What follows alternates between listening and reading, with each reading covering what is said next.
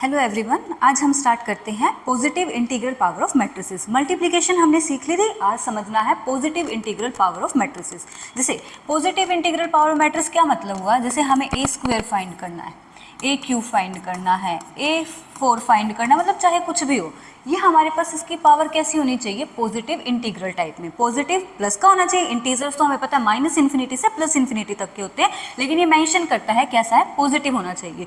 तो +2 +3 +4 माइनस तो आ ही नहीं सकता क्योंकि खुद ही कह रहा है पॉजिटिव इंटीग्रल हमारे पास। तो अब इसके लिए हमें ए स्क्वायर फाइंड करने के लिए सबसे पहले ये बात ध्यान रखनी पड़ेगी कि जो भी मैट्रिक्स की हमको इंटीग्रल पावर निकालनी है वो हमेशा स्क्वायर में होनी चाहिए। जो ए है वो must be a square matrix, must be square matrix, A must be square matrix. मतलब क्या हुआ इस बात का, ए जो है उसका ऑर्डर क्या हो सकता है, 2 क्रॉस 2 का हो सकता है, ए का ऑर्डर 3 क्रॉस 3 का हो सकता है, ए का ऑर्डर 4 क्रॉस 4 का हो सकता है। हमने वैसे तो मल्टीप्लिकेशन इन दोनों की ही सीखी हुई है।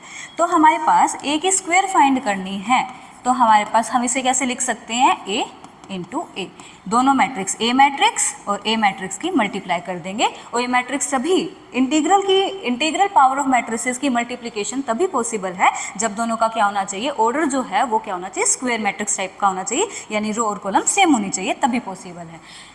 तो इसके लिए हम चलते हैं आगे आता है मैट्रिक्स पॉलिनोमियल क्या होती है। मैट्रिक्स पॉलिनोमियल को समझते हैं। क्या कहता है, कोई भी एक फंक्शन है हमारे पास, एफ ऑफ एक्स है, पॉलिनोमियल लेते हैं इसे। एफ ऑफ एक्स एक पॉलिनोमियल है, A naught X N, a1 x की power n minus 1, a2 x की power n minus 2 up to सोन an है अपने पास।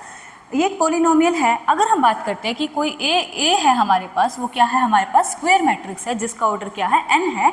तो हम x की जगह जब मैट्रिक्स a को रिप्लेस कर देते हैं तो वो क्या बन जाती है, मैट्रिक्स पॉलिनोमियल। जैसे इस x की जगह पे हमने क्या कर दिया, a को चेंज कर दिया, यहाँ पर इस a को चेंज कर दिया, यहाँ पर a आ जाएगा। अब ये an है, an इसके साथ कुछ नहीं लिखा हुआ, लेकिन मैट्रिक्स में तो हमें पता है कुछ ना कुछ तो जरूर लिखना पड़ेगा। तो हम क्या लिखेंगे, identity matrix of order n, जिस भी ऑर्डर की चल रही है। तो इसको हम क्या बोलते हैं, मैट्रिक्स मल्टीप्लिकेशन, मैट्रिक्स पॉलिनोमियल बोलते हैं। एक एग्जांपल भी लिखा हुआ है, F of X is equal to 3x की square minus 2x plus 1 is a polynomial. ये हमारे पास क्या है, एक पॉलिनोमियल है। अगर a हमारे पास एक स्क्वायर मैट्रिक्स है तो हम मैट्रिक्स पॉलिनोमियल को कैसे लिखेंगे, x की जगह पे a मैट्रिक्स को इंटरचेंज करके, यानी x की जगह पे a स्क्वायर, x की जगह पे a और 1 की जगह पे हम आइडेंटिटी लिखेंगे। ये होती है हमारे पास मैट्रिक्स पॉलिनोमियल होती है। आगे चलते हैं। नेक्स्ट हमारे पास एक थोड़ी छोटी सी प्रॉपर्टी आती है कि हमारे पास a और b अगर n रोड की स्क्वायर मैट्रिक्स है, हमारे पास स्क्वायर मैट्रिक्स दी हुई है, तो a प्लस बी की होल स्क्वायर का रिजल्ट क्या होगा। हमें सीधा ही फॉर्मूला नहीं खोलना, हमें पहले लिखना है a प्लस बी। अब a की मल्टीप्लाई a के साथ तो क्या हो जाएगा, a डॉट a, एक बारी हम ऐसे लिखते हैं पूरा। फिर a की मल्टीप्लाई b के साथ a डॉट b हो गया। फिर b की मल्टीप्लाई a के साथ b डॉट a, फिर b की मल्टीप्लाई b के साथ। अभी हमने पढ़ा है कि इंटीग्रल पावर्स पढ़ी है हमने, तो a की मल्टीप्लाई a के साथ करेंगे, इसको तो हम a स्क्वायर लिख सकते हैं, इसको हम a dot b A B भी लिख सकते हैं, यहाँ पर ये बी ए और यहाँ पर ये बी स्क्वायर। ये वाली बात मैंने पहले बताई थी कि मैट्रिक्स जो मल्टीप्लिकेशन होती है वो ज़रूरी नहीं है कॉम्यूटेटिव हो। जब तक हमें कॉम्यूटेटिव नहीं दिया हुआ हम इसको कंबाइन नहीं कर सकते, यानी इसका आंसर क्या रहेगा, ये रहेगा जब ये कॉम्यूटेटिव नहीं है। अगर हमारे पास if a and b matrix जो है वो क्या है, आर कॉम्यूटेटिव, या यूँ लिखें हम, if A B and B A matrix are commutative,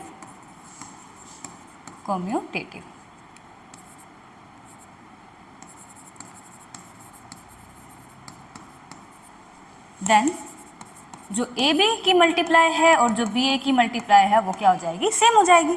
तब जो ये रिजल्ट है हमारे पास किस में कन्वर्ट हो जाएगा, ए की स्क्वायर प्लस यहाँ पर भी ए बी, यहाँ पर भी ए बी लिख देते हैं और यहाँ पर बी स्क्वायर, यानी कि ए स्क्वायर प्लस 2ab प्लस का बी स्क्वायर।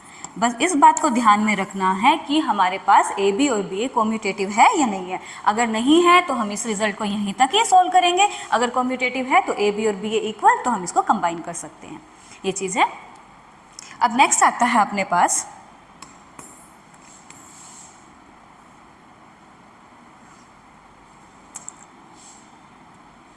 नेक्स्ट हम करते हैं solve second, a minus B और a प्लस बी। सेम वही हम ए की पहले ए के साथ मल्टीप्लाई करेंगे, ए की स्क्वायर हो जाएगा, ए डॉट ए की स्क्वायर, फिर ए की बी के साथ मल्टीप्लाई ए बी, फिर यहाँ पर माइनस का है तो माइनस का बी ए, और यहाँ पर minus plus minus minus minus B की स्क्वायर।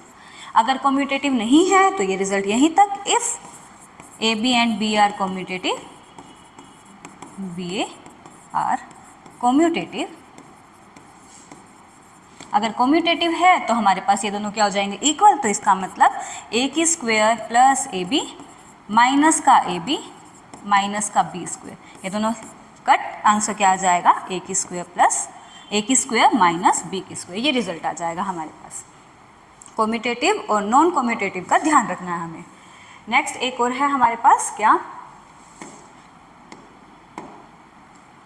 थर्ड आता है a माइनस बी की होल स्क्वायर। सेम स्क्वायर में है तो दो पार्ट में तोड़ देंगे, a माइनस बी, मल्टीप्लाई कर दो a की a के साथ a की स्क्वायर माइनस का ए बी माइनस का बी ए प्लस बी स्क्वायर।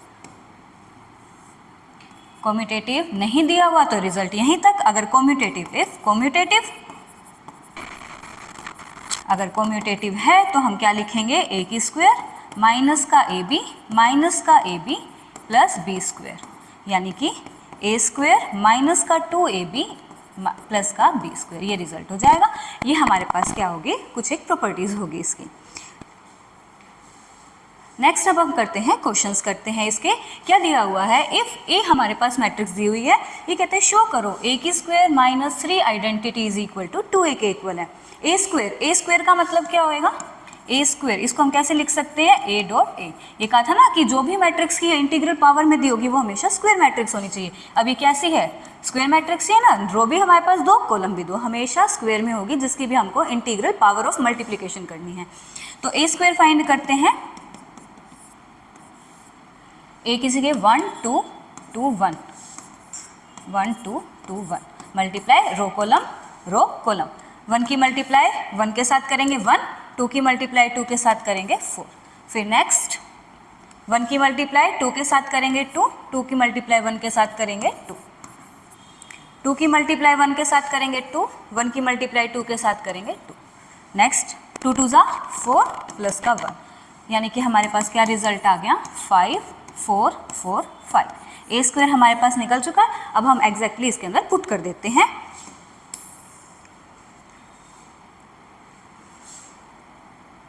ए स्क्वायर माइनस का 3 identity is equal to 5a show करना है। ए की स्क्वायर की जगह पे 5 4 4 5 माइनस का 3 आइडेंटिटी की जगह पे 1 0 0 1 इज इक्वल टू 5। एक हमको पता ही है क्या दिया हुआ है, 1 2 2 1। अब पहले हमारे पास स्केलर मल्टीप्लिकेशन है तो सबके साथ अंदर मल्टीप्लाई, 3 को अंदर मल्टीप्लाई कर देंगे, क्या हो जाएगा यहाँ पर 3, यहाँ पर भी 3। अब क्या करना है, सब्ट्रैक्ट कर दो, 3 में से 5 में से 3 गया 2, 4 माइनस का 0 4, 4 में से 0 गया 4, 5 माइनस का 3 2। लेफ्ट हैंड साइड सोल्व हो चुकी है। अब राइट, यहाँ पर भी स्केलर मल्टीप्लिकेशन है, मल्टीप्लाई कर देते हैं। 5 1 जा, यहाँ पर गलत लिख दिया, यहाँ पर 2 आना था, 2 दिया हुआ था। 2 के साथ मल्टीप्लाई करेंगे 2, 2 2 जा 4, 2 2 जा 4 2। अब दोनों के आगे इक्वल, तो ये क्या हो गया, शो हो गया हमारे पास कि ये लेफ्ट हैंड साइड के क्या है, इक्वल है हमारे पास। अब करते हैं नेक्स्ट क्वेश्चन। नेक्स्ट क्वेश्चन क्या कहता है, हमारे पास एक मैट्रिक्स ए दी हुई है, देखो क्या दिया हुआ है, 3 क्रॉस 3 की मैट्रिक्स दी हुई है। फाइंड करने के लिए क्या कहा है, ए की square minus 5a plus 4 identity, इसको हमको फाइंड करना है। फिर सबसे पहले ए स्क्वायर फाइंड करते हैं। ए स्क्वायर यानी कि ए और ए की मल्टीप्लाई, 2 0 1 2 1 1 माइनस 1 3 0, 2 2 1 0 1 माइनस का 1 1 3 0। 3 क्रॉस 3 के है तो रिजल्ट भी 3 क्रॉस 3 की मैट्रिक्स में आएगा। 2 की मल्टीप्लाई 2 के साथ, 2 2 जा 4, यहाँ पर 0 यहाँ पर 1। नेक्स्ट 2 की मल्टीप्लाई 0 के साथ 0 0 और यहाँ पर माइनस का 1, 2 यहाँ पर 0, बस ये बचेगा। 2 2 जा 4, 2 प्लस 3। नेक्स्ट हो जाएगा यहाँ 0, यहाँ पर 1 माइनस का 3, 2 +3 यहाँ पर 0 हो जाएगा। 1 की मल्टीप्लाई 2 के साथ 2 माइनस का 2 0 माइनस का 1 यहाँ पर 0 हो जाएगा, माइनस का 1 माइनस का 3 ये आ गया हमारे पास। इसको कैलकुलेट कर लेते हैं। 4 और 1 5 माइनस का 1 2, 4 और 2 6, 6 और 3 9 माइनस का 2 5 0 माइनस का 1 माइनस का 2। ए स्क्वायर हमारे पास निकल चुका है। हम इसके अंदर पुट करते हैं और वैल्यू फाइंड कर लेते हैं क्या आएगी हमारे पास। तो सबसे पहले ए स्क्वायर माइनस का 5a प्लस का 4 आइडेंटिटी।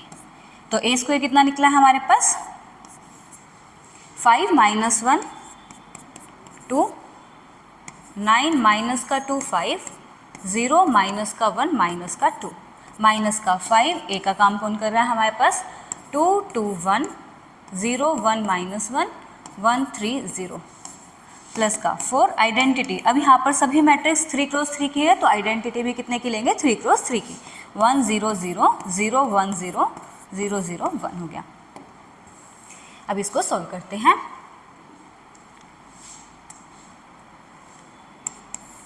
फाइव माइनस का 1 2 9 माइनस का 2 5 0 माइनस का 1 माइनस का 2।